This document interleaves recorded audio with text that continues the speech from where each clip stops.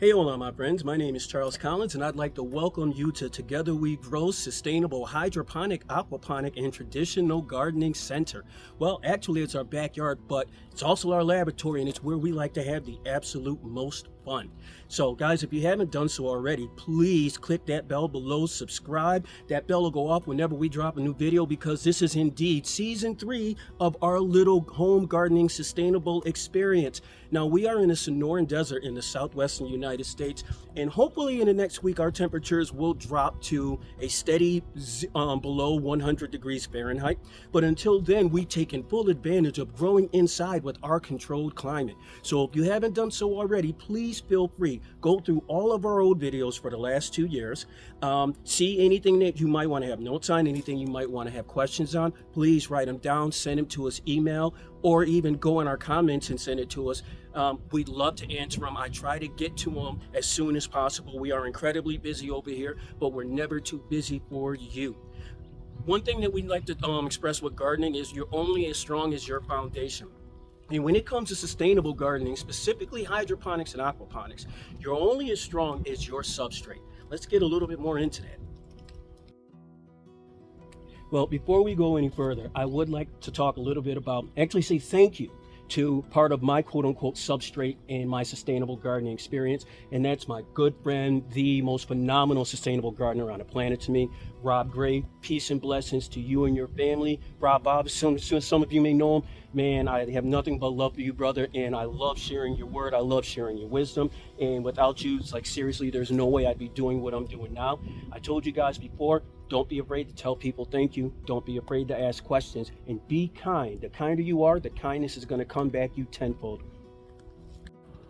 Speaking of foundation and strong foundations, let's take this African sumac that's growing in our backyard. I believe this is an African sumac, I think. Well, its foundation is the earth. But as you can see, even rising up from the earth, it's not part of its foundation, but it's part of its support system. You'll see things like rocks, twigs, other things that make up terra firma, our earth, to keep this to keep this tree steady and strong. Not to imply that the roots don't do the job. The roots absolutely do their job, keeping it secured, but the roots have to grab onto something. And that's something that the roots are grabbing onto with this tree in traditional gardening is dirt, is the substrate, is Mother Earth. Now that dirt not only is a form of something to keep this tree steady and upright, but it's also a form of transferring nutrients. Nutrients are actually derived from the dirt to this plant. So it's a lot of work that this plant has to do in order to get the nutrients that it needs to thrive, and not only thrive, but thrive and survive from that dirt. So that's the difference between substrate and soil, dirt, for traditional gardening. Substrate plays a different job when it comes to sustainable gardening. You guys still with me? Awesome sauce. Here's another form of traditional gardening, but this is what I like to call partner gardening. This has a little bit more to do, but also has a lot to do with substrate, because traditional gardening, we're dealing with soil. Again, a little tip for traditional gardeners. Out here we do have an influx of killer bees that are sort of like mated with the but the normal bee population, lack of a better term. One thing that keeps our bees nice and calm, don't laugh, but this absolutely works, mint. And I use mint as a companion plant in most of our traditional gardens, because you don't take it out the little cup that it comes in. The roots will grow through and grow out, and they prosper. And more so, you take a couple of these sprigs off, you rub them together like this, and bees can't stand the smell. I could actually make a whole video showing you how this is going on behind me right now. We have a bird bath with about a dozen bees in there, but there's not one bee, if there is one, up on the nectar feeders above us. But back to the point of the video: sustainable gardening, traditional gardening, soil. Soil's not really the substrate, but it does help keep the plant stay up, but it's more or less a bond between the roots and that soil, because that soil is playing a bunch of jobs. That soil actually has to be fortified and enhanced so that there's enough nutrition in there for this beautiful jasmine plant. Oh man, speaking of, guys, can you smell that? That smells incredible. For this beautiful jasmine plant to do its job. Let's keep going. Now let's continue talking about some different forms of substrate. Right here we have rocks or pebbles, but in this case we're using lava rocks. Lava rocks are very porous. I love these guys. I swear by them for outdoor use. Outdoor use in heavy-duty receptacles or heavy-duty containers. Not so much for fabric pots because they do have a propensity to tear through. But if I do use these in a fabric pot, it's usually a combination of this and of the expanded clay or Lego balls. I'll show you those in a second. Lava rocks aren't heavy at all. Like I said, very porous, very, very light, and they make a good foundation for the bacteria to grow on. Especially in aquaponics. I don't use these a lot. Well, I do use them in hydroponics as well. Once again, outdoor use in heavy containers. They're very, very cheap, and if your garden is going to be where your garden's at for a long time, these guys aren't going anywhere soon, so they last forever. Right here, we have expanded clay or Lego balls. Incredibly, incredibly light. I use these in indoor hydroponic applications, especially in the living wall one, because the living wall prevents these basically from floating away. It's a nice tight little pocket, enough room for the roots, and just enough room for these babies to provide the substrate and stability that the plant needs in order to grow, in order for these to keep that plant reminded that, hey, we're going up. Sometimes we're growing out, but for the most part, we're growing up. These guys come in handy. They're very easy to store, very easy to clean, very easy to maintain, super duper durable. And once again, these are just expanded clay balls. So we have expanded clay balls here. Let me tilt up. We have lava rocks back there, if at all possible, over time, because these guys basically last forever, both of these types of substrate. And I can't reinforce this idea or theory enough. I love these guys for outdoor use, especially the lava rocks. They really come in handy, and they hold the bacteria colonies for quite a while. So even after my aquaponics is done, I can take these guys, throw them in some water, and they work magic on some plants. That's a whole different video. Let's keep going, guys. Okay, my friends, pop quiz. Now, in our 21 port Brooklyn Bridge system, we're using net cups. What type of substrate do you think we would use in these net cups? Now, we've already gone over two of them. We've gone over lava rocks, and we've gone over Lego clay expanded balls. What we haven't gone over yet is rock wool. And when it comes to almost all of these applications, we all start our plants from seeds. Well, we start our plants from seeds, and we always use rock wool. I love it. I swear by it. That's my choice. There are other alternatives out there. Please, I highly encourage you to get out there, look at some of the choices. Make your own choice, come to your own conclusion. Don't just read something that you saw on YouTube and come back and spit it at me, because I literally know where you got it from, and that's tiring and that's boring. My biggest advice to you is get out there and experiment and try. Well, while we're out here looking at the 21 port Brooklyn Bridge system, you may look at some of those similar looking systems where it's like 3 or 4 of the tubes, these smaller net cups in them, and there may be 3 or 4 levels high. So that's like 120 plants. And on those systems, they tell you that they can grow 120 heads of lettuce. Well, guys, lettuce needs about 2 inches of a net cup in order to fully do its thing. And if you look at those plants, there's maybe a 4 to 6 inch height ceiling in between each of those levels of tubes. Well, lettuce grows to 8 to 12 inches. A true lettuce leaf is about this big, and it's not tart or anything. You guys have seen this system in action. I actually built this system. It took me 3 years to design it, and it was based on all of the things that I felt wrong about the systems that you can find on Amazon. Especially when it comes to water transference and just water rolling through the system. Those other systems that you see on Amazon are a headache. This thing is so carefree. It's not funny, but we'll get a little bit more into this. But once again, let's go back to the pop quiz. What type of substrate do you think I'm going to use in this? We're about to go inside, and we're going to take a look at why I always prefer rock wool. Hey guys, welcome back to inside of our lab. So let's go over briefly our 3 types of substrate that we were talking about already. We have lava rocks. We have rock wool,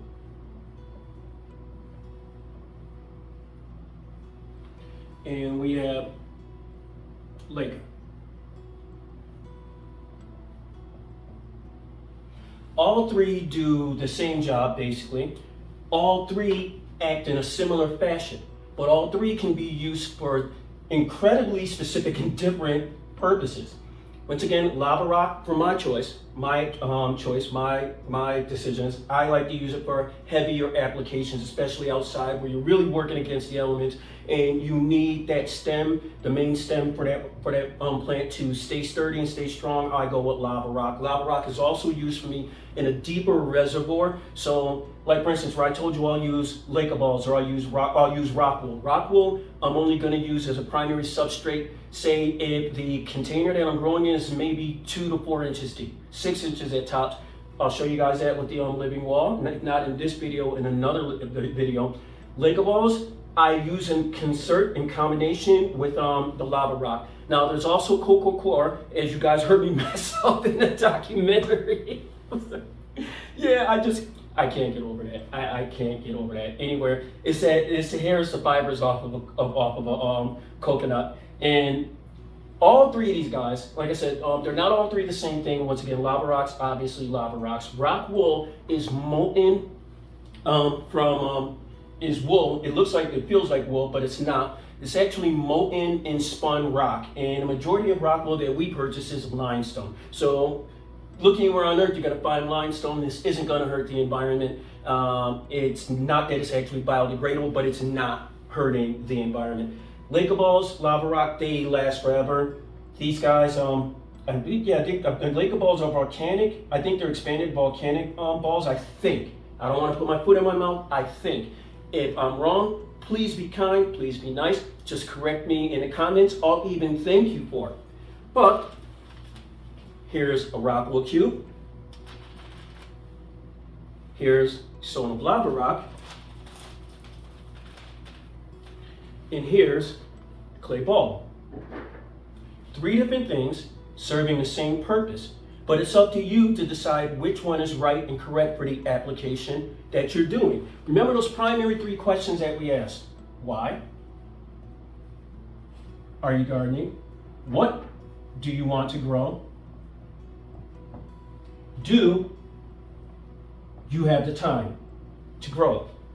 Now, I bring that up because honestly, each one of these 3 different substrates determine a different answer on right here. Because if you're using Lake balls, you will have to clean them more often. If you're using rock wool, I never have to clean it. Rock wool is your primary substrate for your seedling when you start it. Lava rocks, I know folks who have had lava rocks in their aquaponic bins and trays. They've never ever changed them. As a matter of fact, one of my favorite gardeners, Roger and Terry, a huge part of my substrate of my foundation when I got into sustainable gardening. I don't think Roger and Terry's organization, I don't think they've ever cleaned their lava rocks, and they don't have to. The system is just miraculous in how it grows. And I encourage you guys again, if you hear these names that I'm mentioning, please feel free to Google them. Look them up on YouTube, look them up on Facebook. I really don't have the time to put the links to everyone and everything I'm talking about below. Eventually I will when the channel gets a little bit better and more progress. But until then, just thanks for hanging around and let's just keep going. Once again, my friends, 3 different substrates, 3 different uses. For me, 3 different purposes, serving the same goal to keep your plant standing upright. Now, this is really simplifying the use of rock wool again, but here's how easy it would be to get a seed started using rock wool. First, you take this wool, you would set it in a cup or a container of just tap water, and you'd let it soak. I preferably let mine do it overnight because tap water has a bunch of chlorine and stuff in it that basically gets cooked out, or however you want to say it. And lava rock, letting it sit overnight gives it time for the water to become pH neutral. Rock wool, lava rocks, and Lake balls, as they are already pH neutral. So let's say we let this soak 24 hours or overnight even. We take a pen, we just poke a little hole right on the top like that, and you set like 90% of seeds in there, and you let it be. Well, in my case, I would put this in a container. I put it in a container, put a top over it to increase humidity. If you don't have that, you can take the same thing that you just did, put it in a plastic bag, and just set it on top of your refrigerator. Within 12 to 24 hours, you should see a sprout coming from that seed.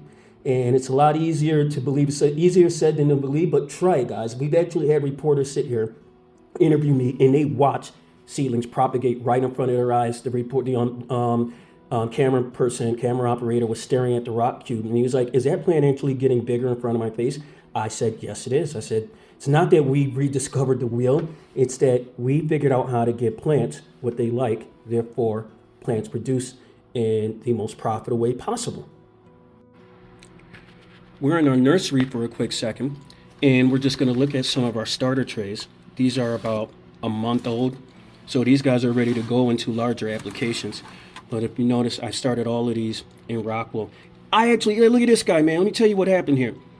This was 2 seedlings in one rock wool, one cube, and I pulled one of them out and set it into a new rock cube. And here's a lesson learned, guys. I then mistakenly sprayed the top of the leaves with water as you would do to an outside transfer, but you can't do that underneath these close heat lights. These close lights, and it ended up actually burning off the original leaves to the plant. So this guy doesn't want to die. It's my fault that it's conditioned. I'm keeping it. I want to see where it's going with this.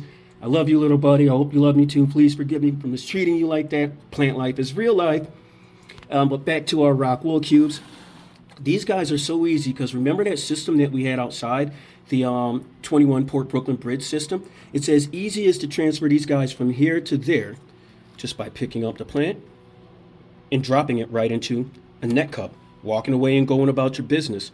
The system and nature take care of it from there. That's why I always prefer rock wool. Now, we're just going to do a quick little camera transfer over here. Well, now we're dealing with our living wall system, and we have our fabric pots, or a small facsimile of them. These are about 4 inches deep, and if you notice, you'll see the clay balls right on top, just to keep my babies to know that they're going up straight. And I'm not using lava rocks in this application because I said lava rocks are a little bit sharper. They do have a tendency to cut on the inside, going towards the outside of the little fabric pots. But at the bottom of each and every one of these, about 50 plants, because we got about 10 empty ports, at the bottom of each and every one of these plants, we started every single one of these from seeds, is indeed a small rock wool cube. As a matter of fact, I think I have one set aside in the kitchen. Hold on. Look at that. This is actually a chard, an older one. Greens look beautiful. Look at how gorgeous this plant is. And I pulled this out because no, don't laugh at me, guys, but I'm kind of tired of eating chard, and I said it's time to grow something else, because remember, space is the one thing that you have to keep in mind when it comes to that living wall system. So you want plants that are going to grow quick, ones that you can move in and move out as you want to. But this has been sitting out for a couple of hours now, but you can still see the beautiful white root growth. You can see it's not extensive at all. It doesn't have to be, because the roots don't have to go seeking for the nutrition. That's the beauty to the sustainable gardening system. That substrate holds nutrition from the reservoir, and the roots just have to take what they want when they want it. That's simplifying it, but that's basically what's going on. And as you see at the bottom of that beautiful root structure, the top of it, that rock wool cube, it comes in handy. It hasn't let me down yet, so I'm sticking with it. So there you have it, my friends. I hope you enjoyed our discussion about substrates, the different types that you could use, the different reasons and applications you could use them, the differences between traditional gardening, sustainable gardening, why one might benefit you, why one may not, how you can add partner plants out there that you may not have even thought of before. More so, how to just think outside the box, get out there and have some fun. Please experiment, experiment, experiment, experiment. And like I said, those are the 3 R's of sustainable gardening: experiment, experiment, experiment. That's why they give you, as my good friend Chad Borsa told me, that's why they give you so many seeds in a pack. You're allowed to make mistakes. Life is just how we learn from mistakes, and we keep making it through. On that note, I appreciate each and every one of you. Don't forget to subscribe. And before I let you go, thank you, each and every one of you, for the amazing birthday wishes yesterday. I turned 52 years young. I've never been in better health in my older years in my life, and it has a lot to do, everything to do with this lifestyle that I'm living, with the food that I take in, the exercise, and more so my relationship with nature and the plants. Until we meet again, my friends, plant that first seed, and together we'll grow. Peace and blessings, my friends.